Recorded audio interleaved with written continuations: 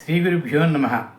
ఆదిత్యాయ చ సోమాయ మంగళాయ బుధాయ చ గురుశుక్ర శనిభ్యశ్చ రాహవే కేతవే నమ. ప్రేక్షక మహాశయులందరికీ కూడా నా హృదయపూర్వకమైనటువంటి నమస్కారాలు తెలియజేసుకుంటున్నాను. గతంలో నేను జ్యోతిష శాస్త్రపరంగా కొన్ని వీడియోలు చేశాను. ఇప్పుడు ఇవి రెండు విభాగాలు, జ్యోతిష విభాగం, ముహూర్త విభాగం అని రెండు విభాగాలు ఉంటాయి.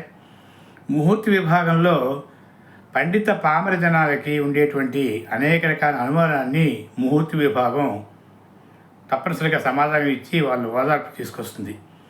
జ్యోతిషి విభాగం జాతకాలు కట్టి వాళ్ళ తలక డేట్ ఆఫ్ బర్త్ టైం తీసుకొని జాతకం వేసి ఆ అంతర్దశల ప్రభావాలు ఎలా ఉన్నాయని కొన్ని జాగ్రత్తలు చెప్తుంది జ్యోతిష విభాగం. ముహూర్త విభాగంలో కోకొల్లగా ఉన్నాయి, ఎందుకంటే ప్రతిదీ అనుమానమే. ఆ అనుమానాలన్నిటికీ కూడా ఒక పండితుని దగ్గరికి వెళ్ళి, బాబు మాకు ఇలాంటి పరిస్థితులు ఉన్నాయి, దయచేసి మీరేమిటి చెప్తారో అనేటువంటి ఒక సలహా అడిగాను. ఒక సర్వసాధారణమైనటువంటి విషయం. ఇప్పుడంటే రాను రాను అవి తగ్గాయి, కానీ కొన్ని శాస్త్రాలు, కొన్ని ధర్మాలు కొన్ని రకాలుగా మనకి స్థిరంగా ఉండిపోయాయి. ఉదాహరణకి అప్పటిన్నీ కూడా చాలా పల్లెటూళ్ళే ఉండేవి, పెంకుటిళ్ళు, పూరిళ్ళు. కాబట్టి సరీసృపాలు, పాములు, తేళ్ళు, జర్రులు, కప్పలు, తర్వాత బల్లులు ఇలాంటివన్నీ కూడా మనకు సమీపంలోనే సంచరిస్తూ ఉంటాయి. అదో రకమైనటువంటి గొప్ప ఆనందం. కాకపోతే ఇప్పుడున్న ఈ స్పీడ్ యుగంలో అవన్నీ సమసిపోయాయి. అపార్ట్మెంట్లోకి జనావాసం వెళ్ళిపోయింది. కాబట్టి ఇవి కొన్ని తగ్గాయని చెప్పుకోవచ్చు. కాకపోతే ఇంకా పల్లెటూళ్ళలో మాత్రం ఈ తాలూకా సంస్కృతి సాంప్రదాయాలకి ఇంకా పెద్దపీట వేస్తూనే ఉన్నారు. ఉదాహరణకి చెప్పాలంటే అప్పటి జనాలు చాలా ఆరోగ్యకరంగానే ఉండేవారు, ఎందుకంటే దేనికి కూడా చెలించే మనస్తత్వం ఉండేది కాదు. ప్రతిదానికి కూడా కంగారు పడడం అనేది వాళ్ళు లేనే లేదు, ఎందుకంటే దానికి ఒక సమాధానం దొరుకుతుంది అనేటువంటి వాతావరణంలో వాళ్ళు నిర్భయంగా ఉండేవారు. ప్రతి కుటుంబంలోనూ కూడా 6 నుంచి 10 మంది సంతానం వరకు కూడా పిల్లలు ఉండేవారు. అదంతా ఒక అద్భుతమైనటువంటి ఒక సంస్కృతి సాంప్రదాయాలు ఆ రోజుల్లో ఉండేవి. అప్పట్లోని శుచి శుభ్రత పాటించిన వాళ్ళు కొందరైతే, కొందరు చాలా కొన్ని రకాల సందర్భాల్లో ఇల్లంతా గలీజుగా ఉంచేవారు. వంట పాత్రల మీద మూతలు ఉండేవి కావు, ఇల్లంతా గలీజుగా ఉండేది. అప్పుడు పాల మీద మూతలు ఉండేవి కావు. ఇవన్నీ ఉండేటప్పుడు ఎక్కడి నుంచి ఏ బల్లి పడుతుందో, లేకపోతే ఏ కుక్క ఇంట్లోకి దూరిపోతుందో అనేటువంటి వాతావరణంలో ప్రజలు భయపడుతూ ఉండేవారు. దానికి బల్లి శాస్త్రం అని ఒకటి తీసుకొచ్చారు. ఆ బల్లి శాస్త్రం ఏంటంటే, బల్లి పడిన ఆహారం తింటే విషతుల్యం, మనుషులు ప్రాణాలు పోతాయి.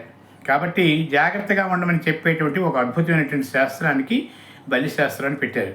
అలాగే మాధ్యాలోచిష్ట భోజనం, పిల్లి తాకిన అన్నం తింటే కుబేరుడికైనా ఐశ్వర్యం ఉండదని ఆ రోజుల్లో పెద్దగా ఒక ప్రచారం ఉండేది.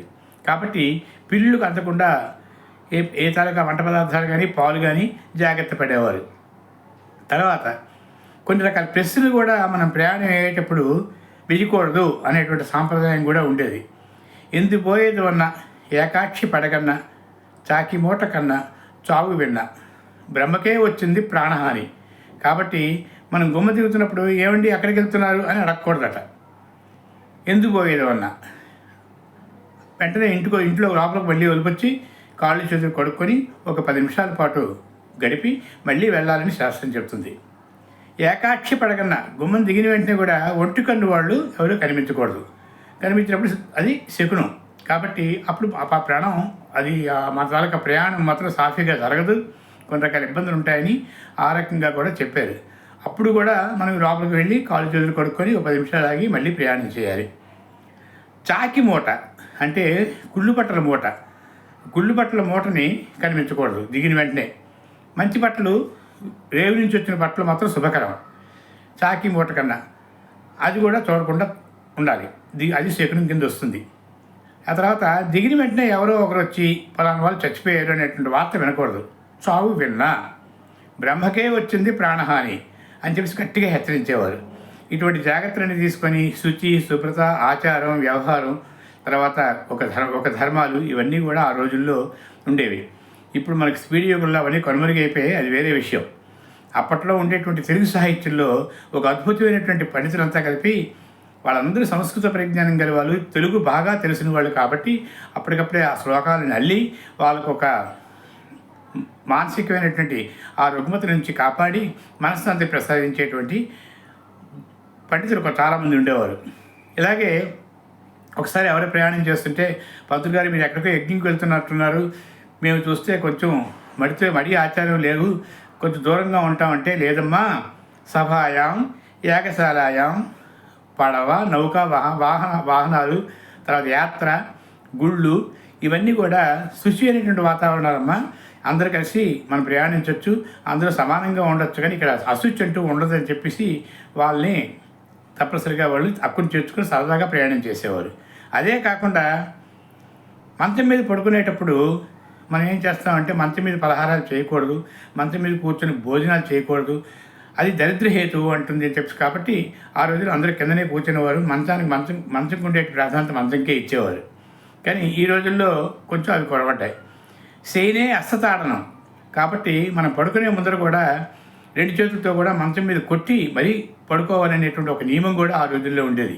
దానివల్ల ఏమిటవుతుందంటే, ఏవైనా చిన్న చిన్న సూదులు కానీ పిల్లులు కానీ ఏవో ఒకటి మనం ఒక మంచం మీద పడేసినా దానివల్ల మనకు తెలిసి వస్తుంది, మనకి ఏవి గుచ్చుకోకుండా ఒక విధంగా ఇబ్బంది పెట్టకుండా ఉంటాయని చెప్పేసి అన్నారేమో తెలియదు. కానీ శయనే హస్తతాడనం మాత్రం చాలా వరకు కూడా కొనసాగింది.